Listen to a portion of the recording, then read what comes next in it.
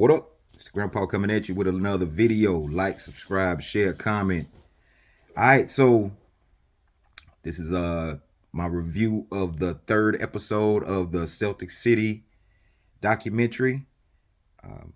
It's really entertaining. It's a lot of NBA history there, different storylines. It's a great documentary in my estimation. It's up there with um, The Last Dance and other documentaries of that type. So, all right, so kicks off. Um, this is right after they win the last title with Russell. Russell retires. Then it's the excuse me. Then it's the Tommy Heinsohn era. They started off real rough. They had JoJo White, John Havlicek, Don Nelson still.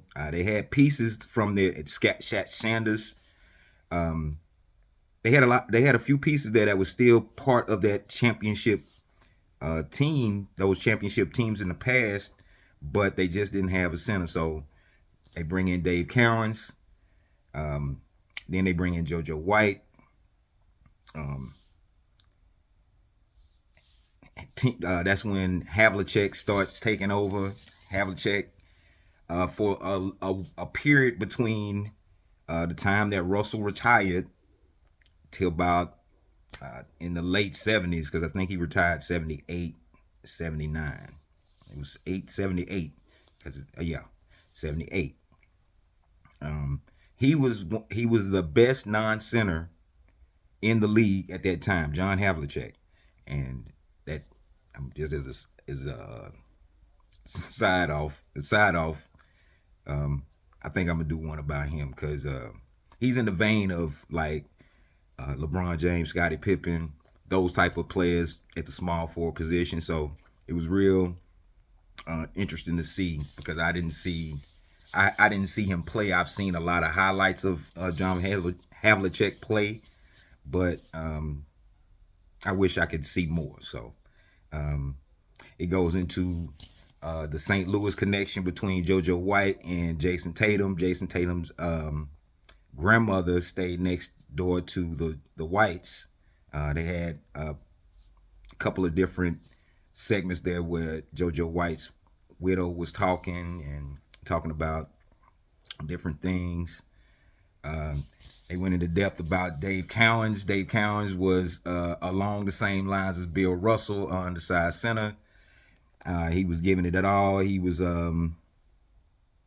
he was basically the backbone of that team for the time that he played. Interesting, interesting fact about the difference between Bill Russell's Celtics and Dave Cowens' Celtics is that the Boston community, the fans, they weren't really showing up for Bill Russell's Celtics. They showed up for Dave Cowens, and as a example of what I'm talking about, Bob Ryan pointed out that the Boston Garden at that time had a capacity of 13,909. During the time that Russell was dominating, they only were drawing 7, 6, 8 type crowds for that period, which is wild, but it was basically reflection of the Boston of Boston, because basically they were highlighting that Boston was divided. This was right about the time of the race war in 1975, when they started integrating the black kids into the white community and vice versa.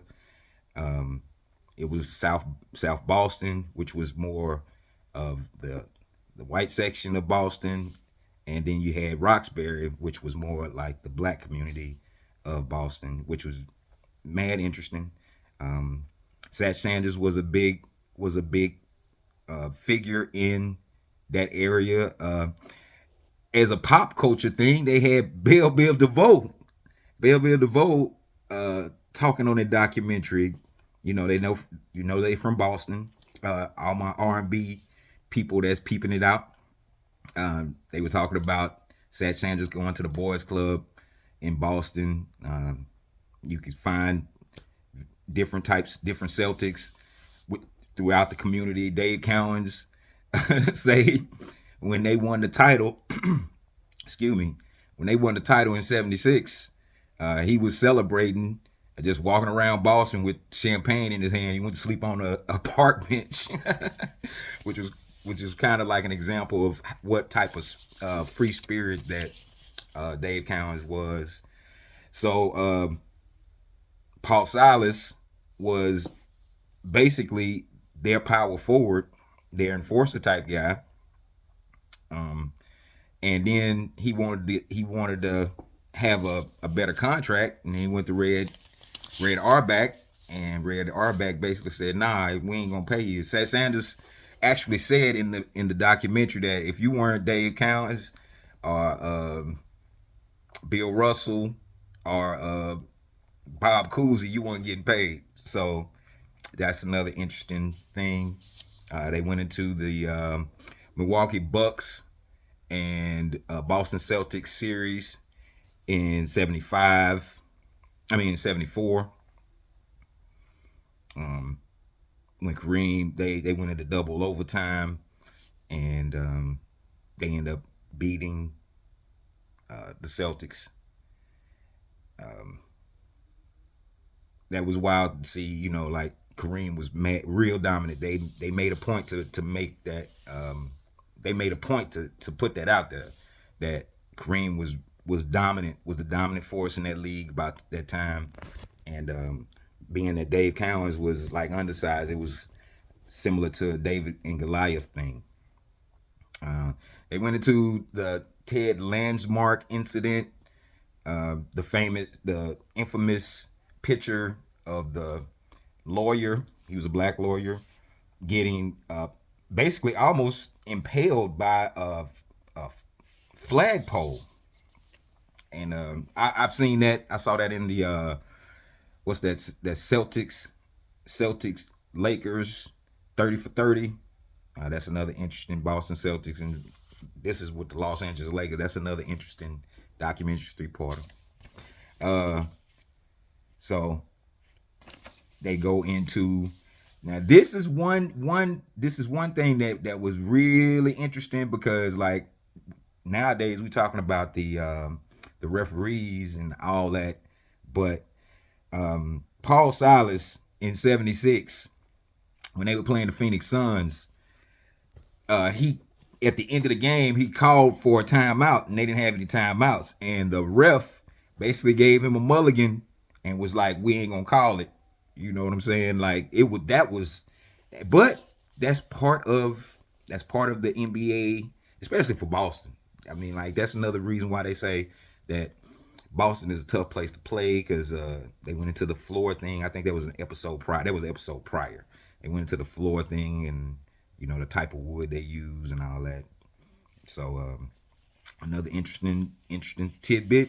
Pat Riley was on that Phoenix Suns squad that went into that overtime, that 3 overtime game.